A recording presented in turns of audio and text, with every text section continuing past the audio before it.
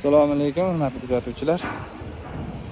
Mana Qo'qon shahridagi obyektimiz yopilish jarayoni. Reykalarni qadayapmiz.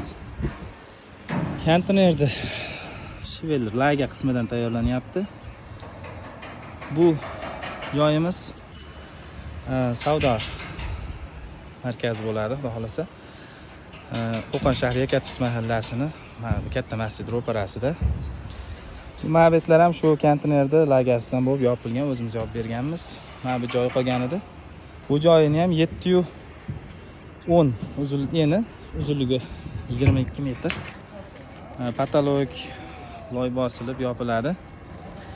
Shuning uchun baquvvat konteyner shivellaridan qilib beryapmiz.